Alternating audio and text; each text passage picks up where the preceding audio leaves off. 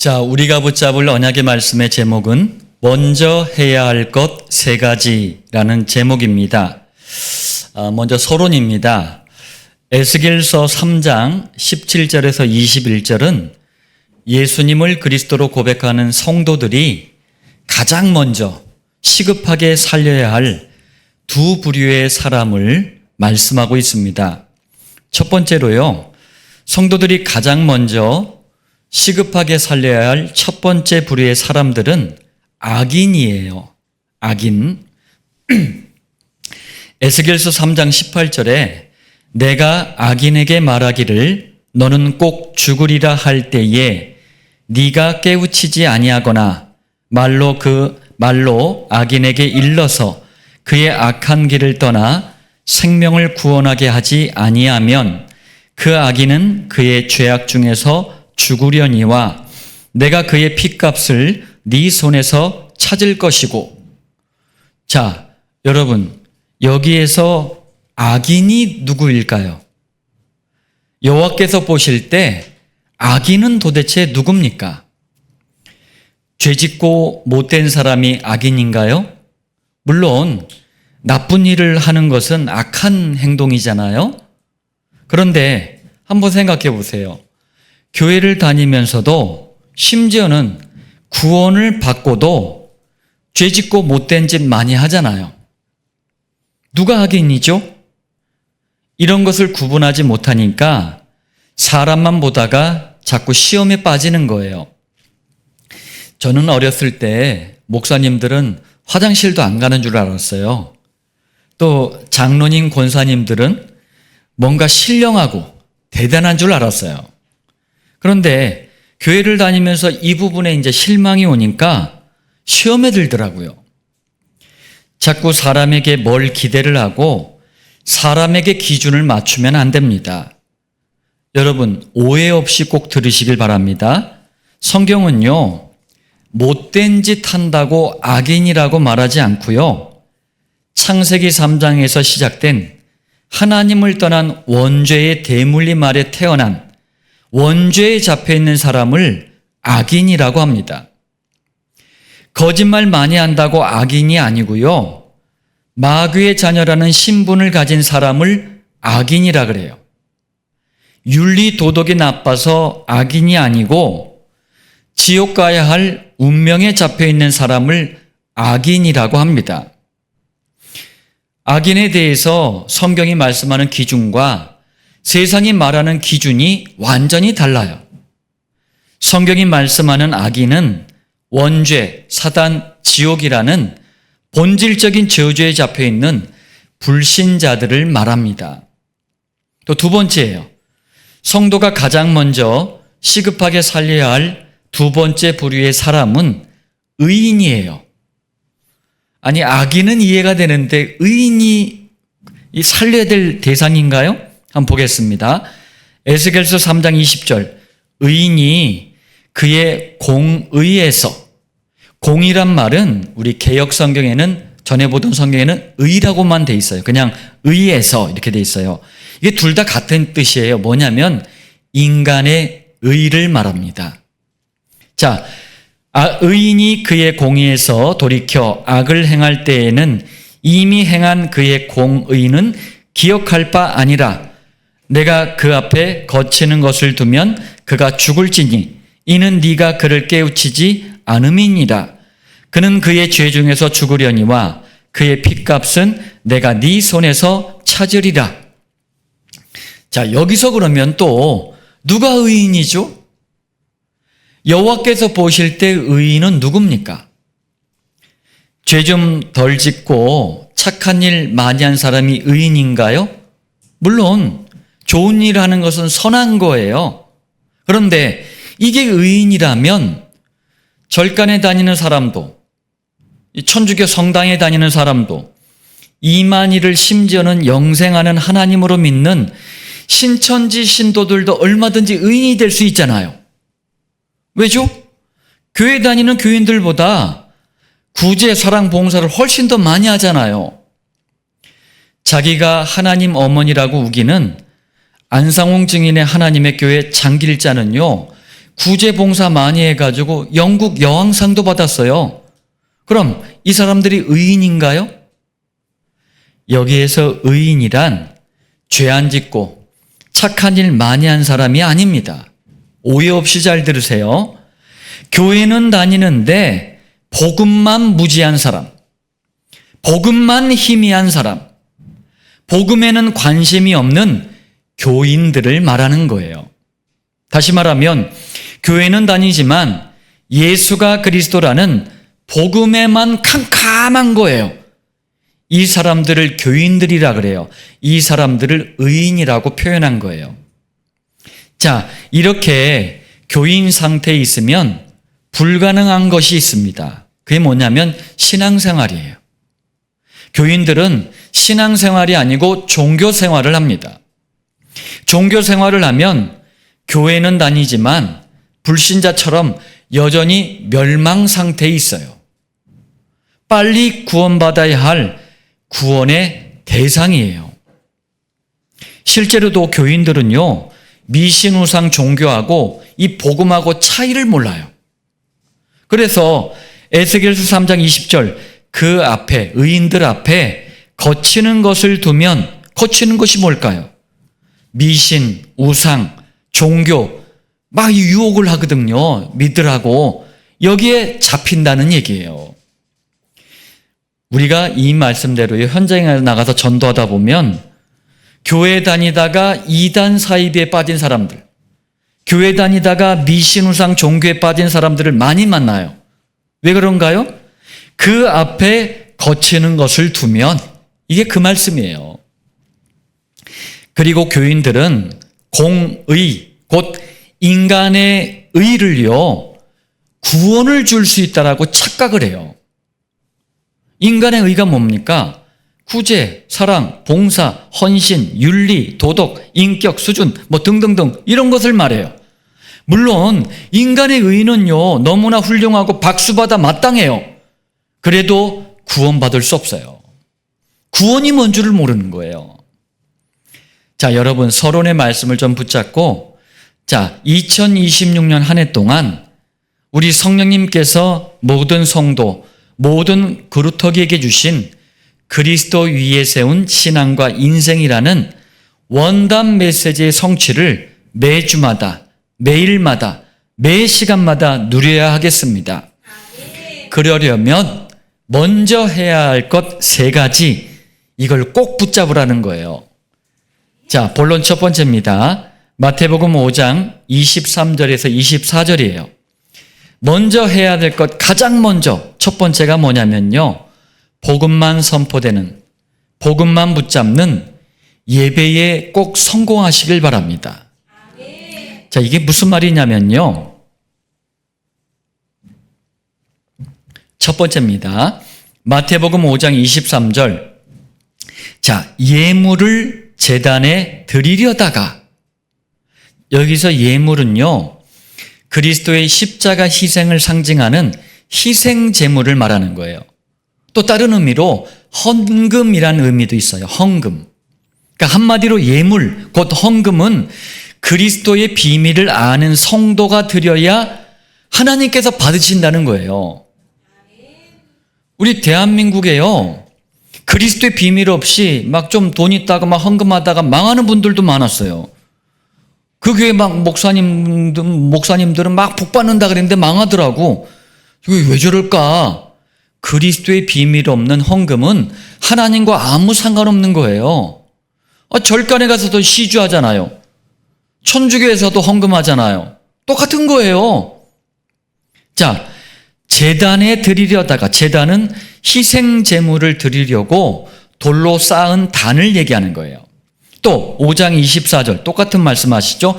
예물을 제단 앞에 두고. 자, 이게 오늘 복음만 붙잡는 예배하고 무슨 상관이 있느냐?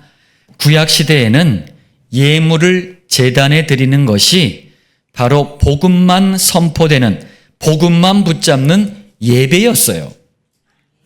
다시 말하면 한번 보세요. 창세기 4장 4절. 아벨은 자기도 양의 첫 새끼와 그 기름으로 드렸더니, 아벨이 제단에 드린 양이 희생제물이고 헌금이고 예물이에요. 그랬더니 뭐래요? 여호와께서 아벨과 그의 제물은 받으셨으나, 이게 바로 복음만 선포되는, 복음만 붙잡는 예배라는 말씀입니다. 그럼 왜 이렇게 하는 거죠? 자, 누구도 예외 없이 모든 사람은요, 창세기 3장에서 시작된 원죄의 대물림 아래 마귀의 자녀라는 신분을 가지고 태어납니다. 그래서 지옥 가야 할 운명을 가지고 살아가요. 여호와께서는 이 문제를 해결하시기 위해 창세기 3장 15절 여자의 후손으로 그리스도를 보내실 것을 약속을 하셨어요. 언약을 하신 거예요. 그리고 여자의 후손으로 오시는 그리스도가 십자가에서 원죄사단 지옥의 대가로 처참하게 피 흘려 죽으실 것이다. 이걸 설명하는 게 창세기 3장 21절 가죽옷을 지어 입히시니라. 다시 말하면 장차 오실 그리스도께서 십자가에서 본질적인 저주를 해결하기 위해 피 흘려 죽을 것인데, 이 그리스도의 십자가의 희생을 상징하는 가죽옷을 아담처럼 입으면, 곧 믿고 영접하면 구원을 받는 구원의 방법도 말씀하신 거예요. 그리스도께서 어떻게 구원하실 것이냐, 이걸 설명하는 게 뭡니까? 그게 복음이잖아요. 정리하면 구약시대는 창세기 3장 15절, 21절 이 말씀을 언약으로 붙잡고 희생제물, 곧 예물을 제단 앞에 드리는 것이 복음만 선포되는, 복음만 붙잡는 예배였던 거예요. 그래서 구약 성경에 그렇게 피 막 제사 드리는 게 그렇게 많이 나오는 거예요. 그게 예배라니까요. 드디어 신약 시대에 예수님이 그리스도로 오셨습니다. 그래서 더 이상 예물을 제단 앞에 드리지 않아도 돼요. 왜요? 예물, 곧 희생제물, 제단의 실물, 실체, 주인공이 오셨잖아요. 이제는 직접 예수님께 예배드리면 되는 거예요. 한마디로 예배는 하나님을 떠난 원죄의 대물림, 마귀의 자녀라는 신분, 지옥 운명을 해결하는 예수가 그리스도, 곧 복음만 선포되는, 복음만 붙잡는 가장 축복된 시간이 예배입니다. 여러분, 그러니까 우리가 예배를 그냥 막 드리면 안 되는 거예요. 복음만 선포되는 예배를 드려야 되는 거예요. 두 번째입니다. 5장 23절, 마태복음 5장 23절에 네 형제에게 원망 들을 만한 일이 있는 것이 생각나거든. 또 24절에 먼저 가서 형제와 화목하고 그 후에 와서 예물을 드리라. 무슨 말씀이죠? 너무나 중요한 예물을 제단 앞에 드리는, 곧 복음만 선포되는, 복음만 붙잡는 예배에 방해거리가 있냐? 빨리 없애라. 그 말씀이에요. 특히 두 가지만큼은 빨리 없애야 합니다. 첫 번째가 뭐냐면요, 예배를 가장 방해하는 것 중에 하나가 인간관계의 갈등, 문제예요. 예배에 방해받지 않으려면 성도와 성도 사이에도 평안한 인간관계가 유지가 돼야 돼요.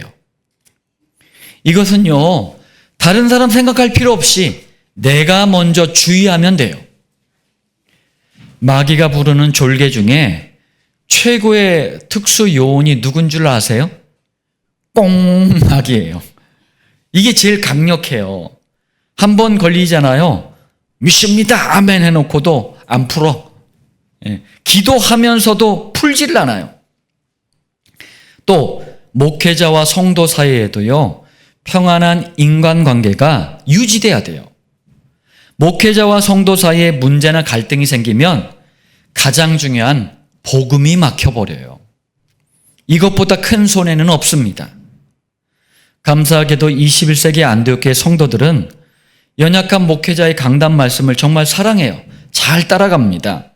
얼마나 감사한지 몰라요. 이것은 목회자와 성도 모두에게 굉장한 축복이에요. 두 번째입니다. 다른 복음을 붙잡는 예배, 틀린 신앙을 붙잡는 예배도 빨리 버려야 돼요. 다른 복음을 붙잡는 예배는 뭘까요? 마태복음 16장 14절, 예수님을 사회혁명하는 세례요한으로, 신비주의하는 엘리야로, 박애주의하는 예레미야로, 종교생활을 가르치는 선지자로 믿는 게 다른 복음이에요. 다른 복음을 붙잡는 예배는 절대로 하나님과 통할 수 없는 예배예요. 또 틀린 신앙은 뭐죠? 그리스도 안에서 주시는 은혜를 몰라요. 그러면서 거꾸로 율법을 지켜서 구원받으려고 그래. 이게 율법주의예요. 그리고 교회를 다니는데 그리스도만 몰라. 그러면 성령님이 내주 함께 하시지 않아요. 구원받지 못해요.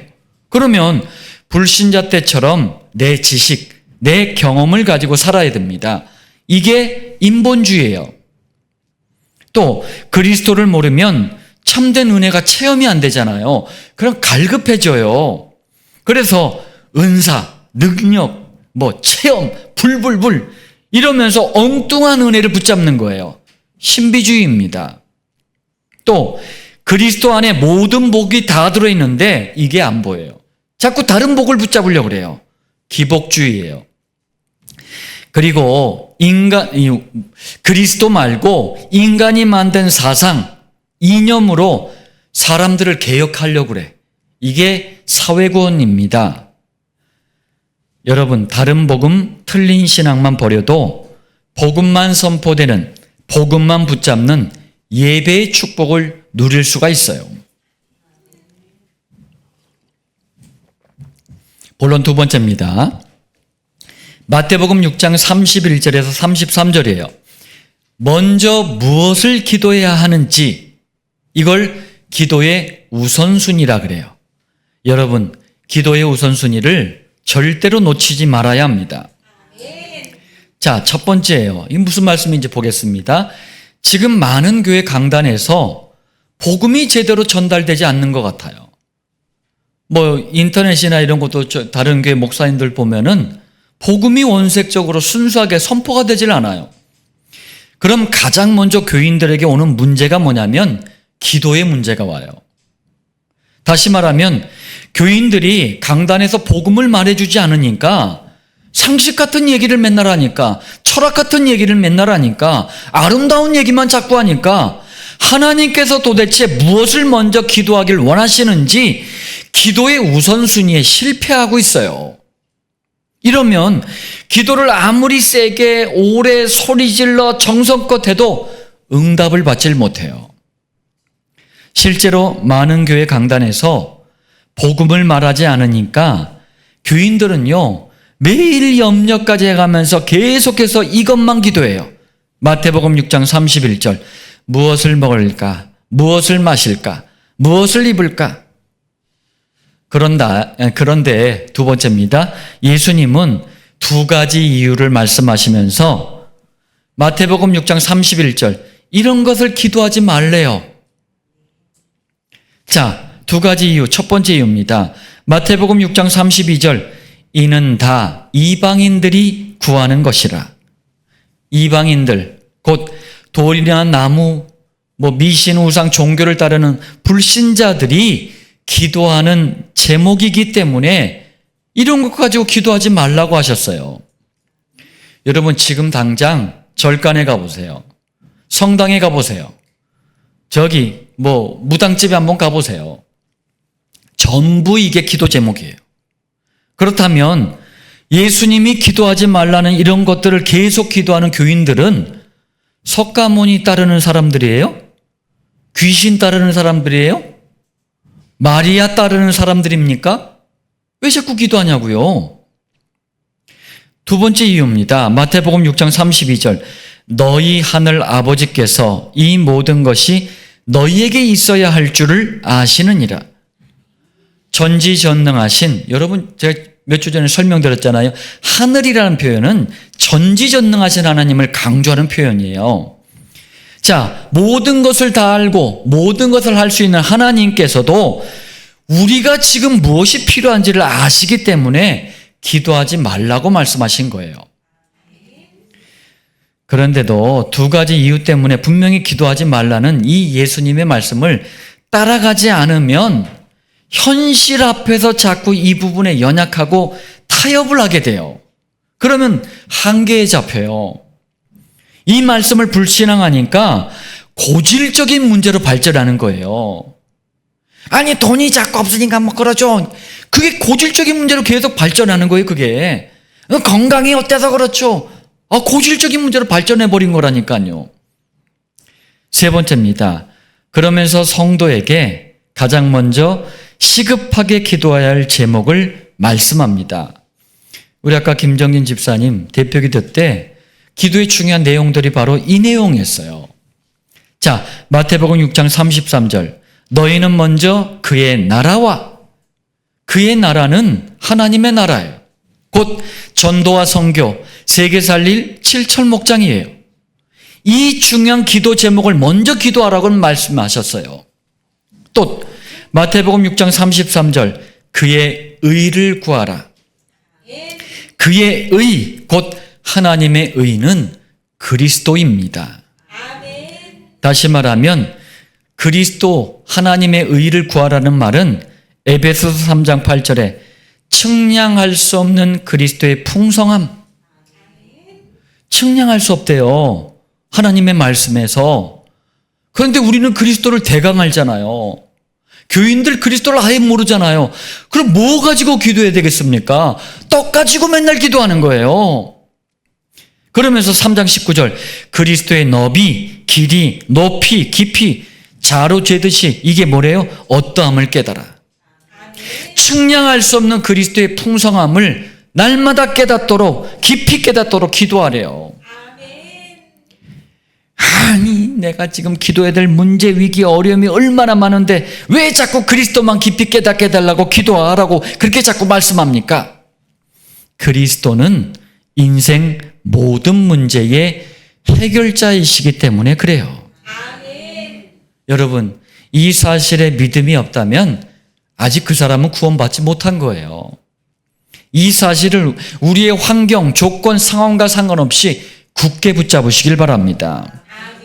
그리고 마태복음 6장 33절, 그리하면 이게 뭐예요? 우리가 그냥 그런 거 하지 말고 두 가지를 먼저 진짜 기도해야 될 이유를 알고 마음을 담고 기도하면 이 말이에요. 이 모든 것을 너희에게 더하시리라. 성도의 필요를 아시는 하나님께서 그 필요까지도 시간표를 따라 가장 알맞게 채워주신다는 약속이에요.